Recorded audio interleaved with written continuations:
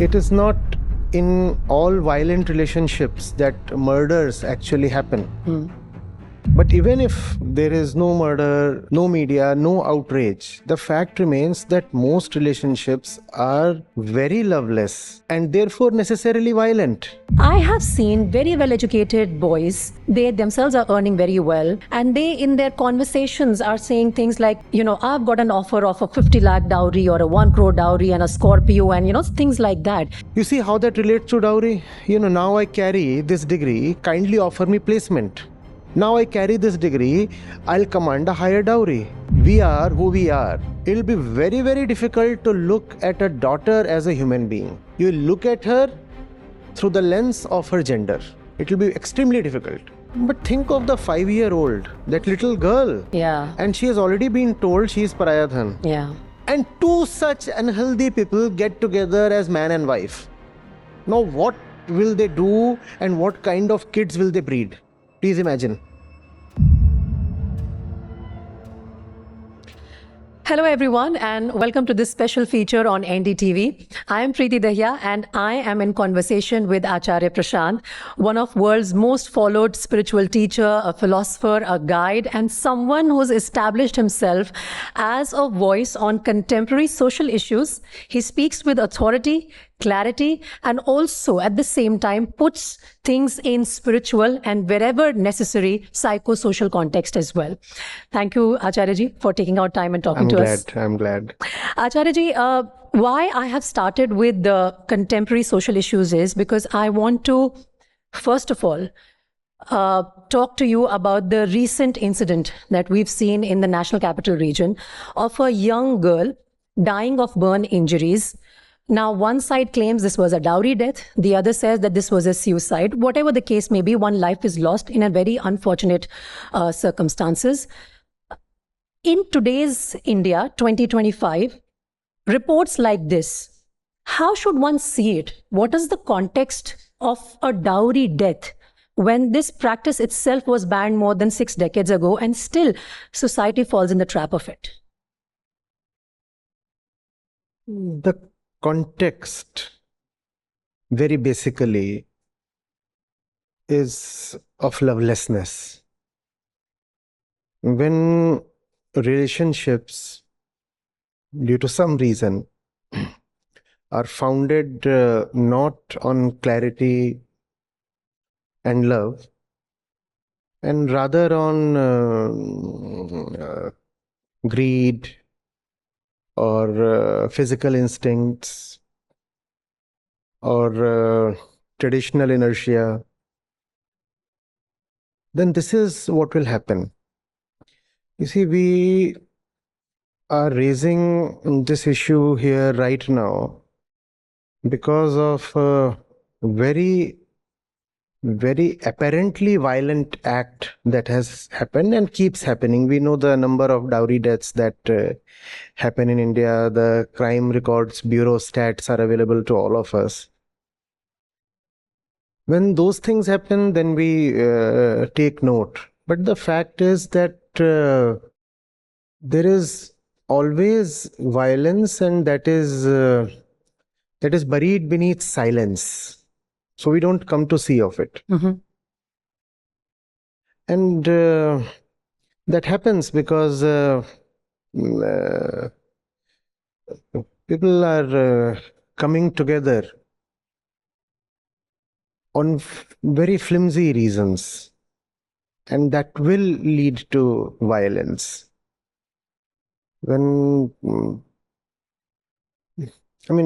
Think of the days preceding the death, the murder, any dowry death. Imagine what the situation would have been with that person, in that relationship, in that household, right?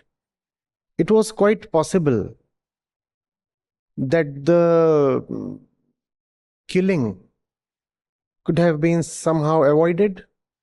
There must have been a build-up. Right. And it is not in all violent relationships that murders actually happen. So we don't get to know of them.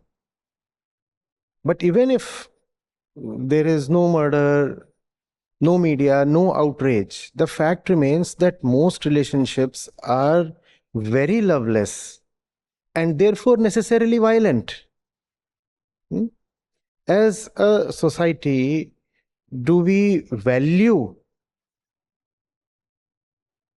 clarity and freedom?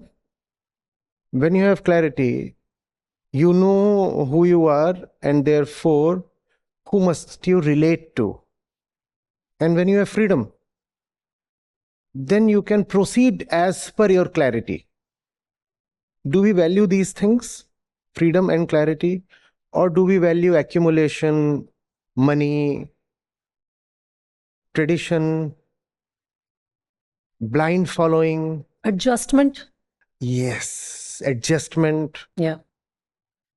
Because there is a certain way most people are living. And we are expected to follow that. You expected to follow that. You fit in somehow. Do we value all these things? As long as we do not value the right things, such incidents will keep coming to our notice episodically, but the fact will remain that there is a continuous undercurrent of very bloody violence flowing unnoticed. And as I said, there are lots of, but just buried because we don't notice silence. Even if it carries a lot of grief, pain, we notice things only when we are compelled to. Yeah. When the blood becomes unavoidable, we are forced to look at it, then we say, well, something bad has happened. And if you see, in that we save our skin. We say, something macabre, something entirely violent has happened only in this moment, in this relationship, in this house, at this place. Otherwise, things are generally fine. And we console ourselves. Things are generally fine. Only in this case did something very deviant happen. So we make that an exception. We think of that as a deviation or an exception. The fact is that is not a deviation or an exception. If a society, if a people are not brought up rightly, not educated rightly, and do not carry the right value systems, then this violence is not an exception but the norm. I don't know, Acharya Ji, there is a problem here because, these kind of cases are not being reported only in a certain income group or in a certain society where education levels or literacy levels are not, as per today's standards, or the exposure is not as per the standard of a 2025 country. I have seen very well-educated boys, they themselves are earning very well, and they in their conversations are saying things like, I've got an offer of a 50 lakh dowry or a 1 crore dowry and a Scorpio and, things like that. They are flaunting it as some sort of a status symbol. They are well educated. They are earning well for themselves. They can very well have a partner take care of her and their future families. Yeah. But still, where does this psyche come from that I am a commodity whose market value is this and I will take advantage of this? Yeah. You see, you could be very well educated in many external things, right? In India, if you're an educated person, a professional, earning well, you most probably carry a professional degree. You're either an engineer or a doctor or an MBA or a CA or something, or maybe a lawyer, somebody. That in no way prepares you for life. That education tells you about certain things on the outside. Let's say you are an engineer, an IT engineer working at Bangalore. So you know coding. Or if you are a mechanical engineer, you have been taught about gears and automobiles and power plants and such things. You know your job. You know your job. But do you know yourself? Do you know what it means to live? Hmm? In fact, why do people get into institutions offering professional courses? They get into those institutions just to have a good career and have good money. That does not change who they are. Even at the moment of admission into a professional course, one is already greedy. Yeah. One is already ignorant. One is already going to use the institution as a stepping stone. Something that would build up his CV. In marriage market also. And that CV carries weight in the marriage market also. Even when the fellow is standing at the admissions office, he's actually thinking of the placement office. You see how that relates to dowry? Now I carry this degree, kindly offer me placement. Now I carry this degree, I'll command a higher dowry. Much the same center, much the same inner thing. So there is no way your professional education, your formal education is going to illuminate you from within or displace your inner traditional center that you have already built up in the first 10 or 15 or 20 years of your life. That will remain. Whatever you do next would just be an expansion from the pre-existing center. Not that you will start operating differently as a person. Yes, you will operate more efficiently, but as the same person. You will operate more effectively, you will operate more successfully, but as the same inner person. Inwardly, you are just the same. It doesn't matter whether you are unemployed or a highly paid professional. So essentially, it's like, adding accessories to your costume. Very well put. But the body remains the same. The mind remains the same. Exactly the same. You have also written a very interesting article in one of the leading dailies, The Pioneer, and I was going through that article. You call this a trap for both genders. Yeah. Can we expand that on that a bit further? Women, you say, of course, continue to endure the harshest consequences. How is the other gender for a male? Is it a trap? You see, in many ways. First of all, if you see the labor participation rate of women has been surprisingly declining in India over the last few decades. And the demand for dowry becomes amplified when the woman is not working. Not that if the woman is qualified and working, dowry won't be in the picture, but dowry would almost certainly be in the picture if the woman is, if the girl is not working and she's going to remain dependent on the husband financially. So the man would be carrying the financial burden. For the sake of possessing the woman, owning her completely, curtailing her freedom completely, he has taken a rather big burden on himself.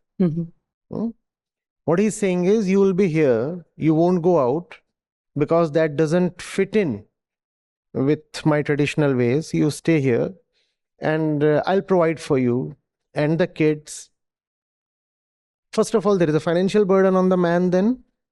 Secondly, the woman is a human being. You do not allow her to have experience, exposure. Her consciousness doesn't grow. She gets inwardly distorted. Yeah. Most women in our country are not really deft or adept or skillful or even knowledgeable in worldly matters. It's almost a conspiracy because they have been confined to the four walls of the house. I was coming to that. They've never been exposed to that They've sort of never been atmosphere. exposed. Yeah. You confine somebody to what is actually a cage. What else do you expect?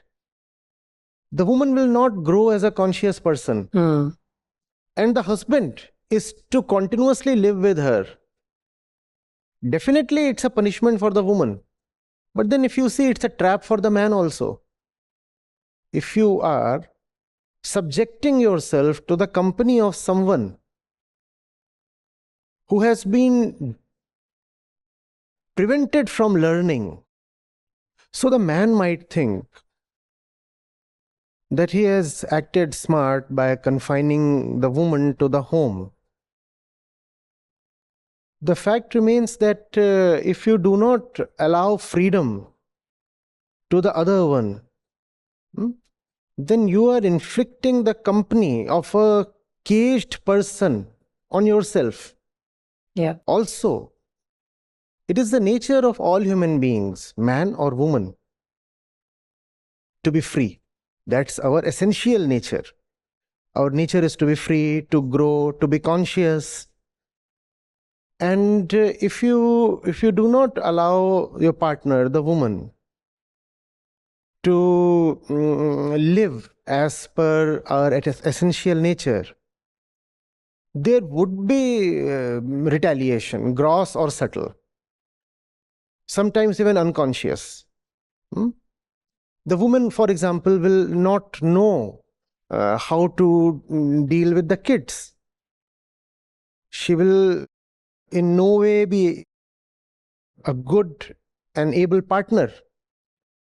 So the man then is trapped financially, psychologically, in all ways possible. And then there are these husband-wife jokes. We talk of the henpecked husband. Who's responsible? If you do not allow your partner to grow, to know, to experiment, to explore, to travel, to struggle, even to get defeated, if you do not allow her these things, then you are putting yourself in a spot. And that most men realize, but only after it's too late. Let me try to put this burden equally on the father as well. When he is raising a daughter and a son at the same time, even now in our country, the standard of expectations are very different. The boys get all the jobs outside the household. The girls have to learn everything in the household. Even the mothers encourage it. So in today's context, when we see cases like the one we've seen in the NCR region, shouldn't parents also take equal responsibility of raising strong daughters better, who are better exposed to the world and the way it's moving? And also, there is a quote, very interesting one, you must have heard this one, that we have perhaps learned how to raise strong daughters, but we have not taught our sons how to deal with those, empowered girls. What you're saying is absolutely right and great to hear. But it won't happen. How will it happen? It won't happen because, you see, I'm a father. Let's say I'm a father. On one hand, all my traditional images that I hold sacred and venerable, if they do not reflect an empowered woman, it will be very difficult for me to continue to belong to a tradition and yet raise an empowered daughter. It will be very difficult. I'll find myself trapped. Because you don't have an example in front of you? Because you do have an example in front of you, and that example is coming from tradition. And you find it almost heretical to ignore that example. So you may have a certain affection for your daughter, even deep affection. But even then, maybe with tears and sobs, you'll send her away. And you'll say, I love you so much. But certain things are inviolable in life. So you have to go away. Please go away. Don't we see that in many father-daughter relationships? I love you so much. Yeah. But my old values, my traditional ecosystem overpowers my love. So you have to go away. I cannot allow you certain things, even though I love you so much. And that becomes some kind of very soul-stirring tragedy. Yeah. Huh? You look at it and you too start feeling emotional, such a loving, doting father. And but the girl, It's a girl child. He has to live without her. He has to live without her, and he cannot give her freedom beyond a point. Yeah. And he cannot go beyond the paradigm of the established father-daughter relationship. So you kind of sympathize with the father, but that's it. You cannot go beyond that. So when we say that fathers or mothers must raise empowered daughters, that cannot happen in isolation, in a vacuum. First of all, the entire mental and social ecosystem has to change. As long as we are who we are, it'll be very, very difficult to look at a daughter as a human being. You look at her through the lens of her gender. It will be extremely difficult. You may have affection. I'm not denying that. But that affection will be superseded by something else. Acharya Ji, this particular case is also very curious because, it does not bring just matter in black and white. There are a lot of gray areas in it. And as the case is unfolding, we are hearing new theories every day. One of them also goes on to say that, the girl had a beauty parlor that she was running. She had a salon that she was running after marriage. It was not a new marriage. They were in matrimony for 9 years. Still this happened, and apparently the man in question here was upset over she making fun of him in social media reels and working in that salon, which he must have had some part to play with, in terms of establishing it for his wife, that she doesn't have to go very far away from home. It will be a more controlled environment if she wants to work at all. These are gray areas, don't you think? On one hand, she's working. On the other, there's a man whose ego is getting hurt because she's making fun of him on social media. Yeah. Then there is a child also involved in the equation. Too many complexities. Are we struggling to put our thoughts in like one direction? You see, we do not know the facts We really. don't, yeah. We do not know what is really happening. So it would be imprudent for me to get into the specifics of one particular incident somewhere. But greed in relationships, dowry and dowry deaths are a more general problem, more endemic. You see, the woman might be allowed to run a beauty parlor or even go outside, but still there are very clearly defined, though invisible, boundaries, right? I agree. Being a working woman yourself, you know of the glass ceiling, Yes. right? There is definitely one. So one has to investigate, where does all that come from? If we do not get to the root of it, we'll be just left wondering or grieving or outraging again and again in every successive episode. Yeah. So the kid is born, a boy or a girl, and there is no way they know of themselves as superior or inferior or defined or limited. They do not know that. Where does all this come from? When we discover that 25 years later, that boy who was once born actually sprayed kerosene on the girl and set her ablaze. How exactly did that happen? It has something to do with the 25 or 28 years that they spent in this society, in the institutions of this society, in their family, watching TV, reading books or novels, watching movies, listening to songs, speaking to friends, going to religious festivals, participating in family ceremonies. This is what they have been doing these 25, 28 years. Simple conversations at home. Simple conversations at home. Yeah.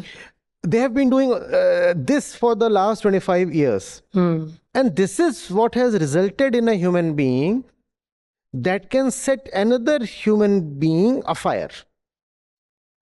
And this is what has resulted in a human being that is ready to accept the lordship of another human being who is almost similar in age, right? And sometimes even inferior in education, Yeah. right? But the girl is supposed to offer fealty, my devotion, my submission. What transpired? What happened all these years? What was it that was happening? Unless we address that, we can grieve over these shocking incidents, but that would be of no avail.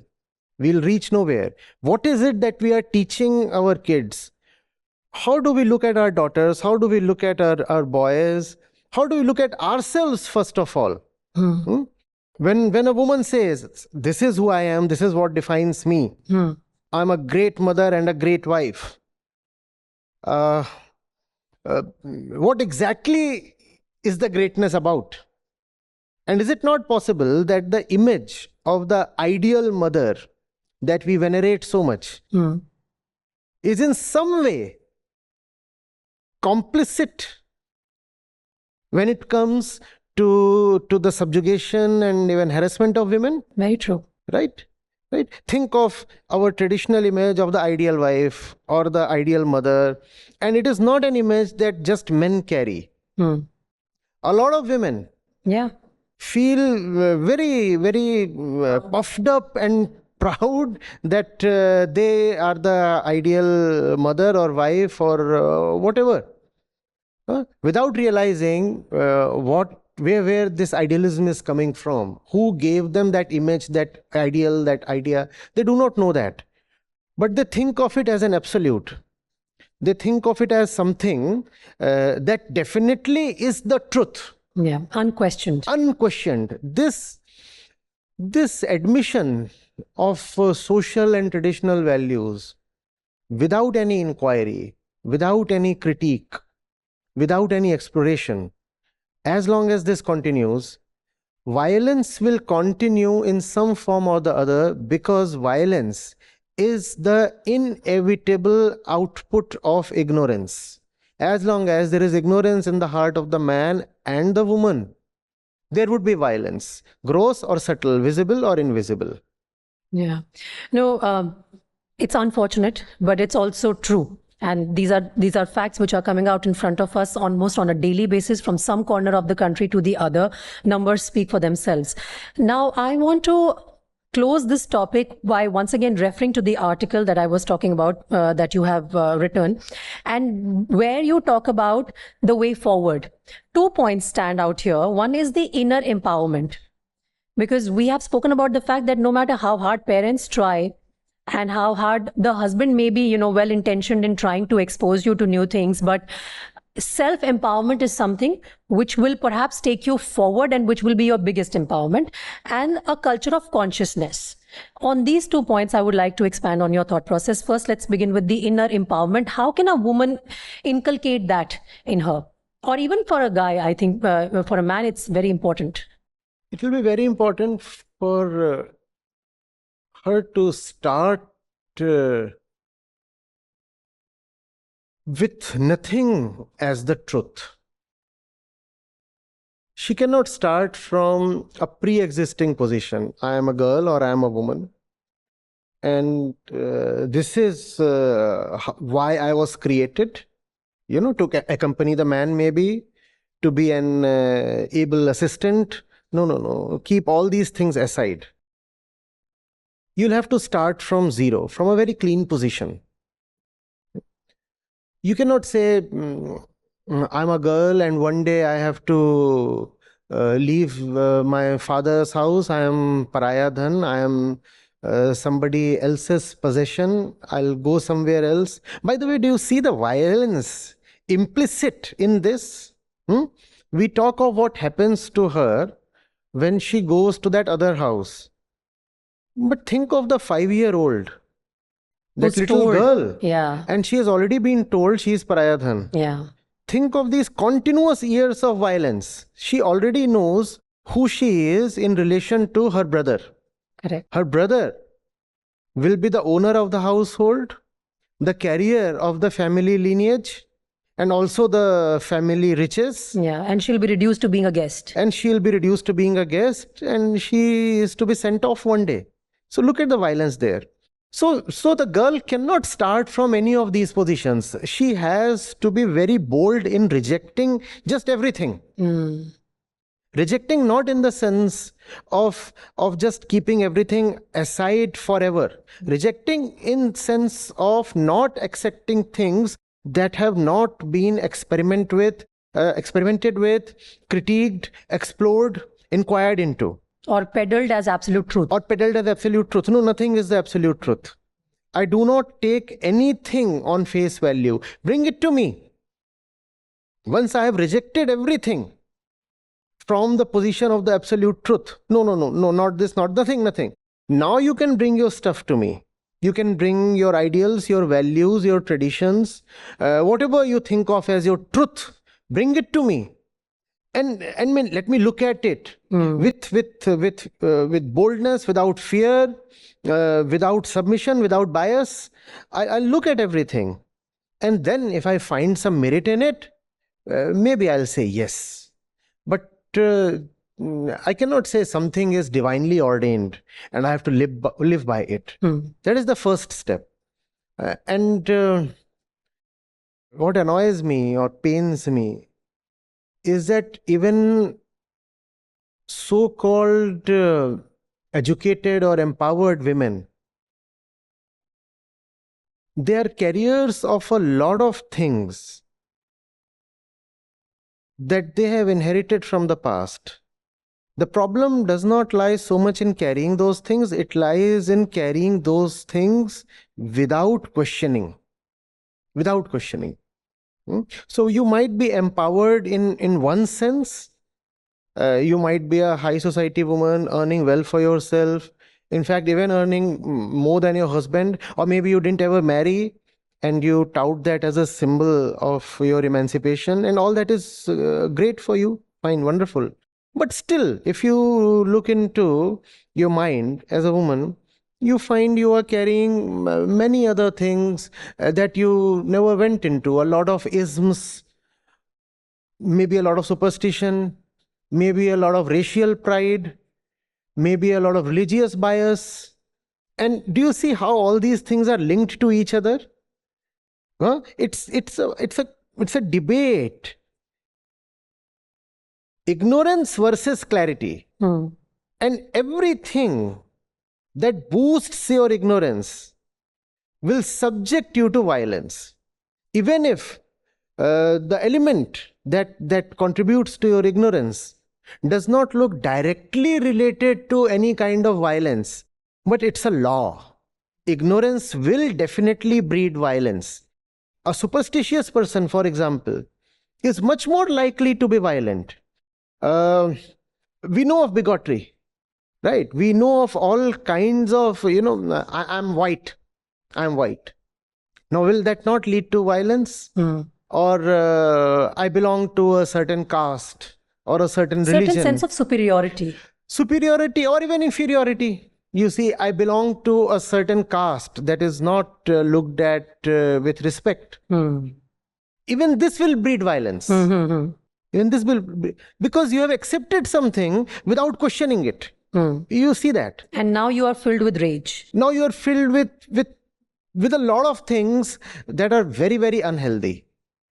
And two such unhealthy people get together as man and wife.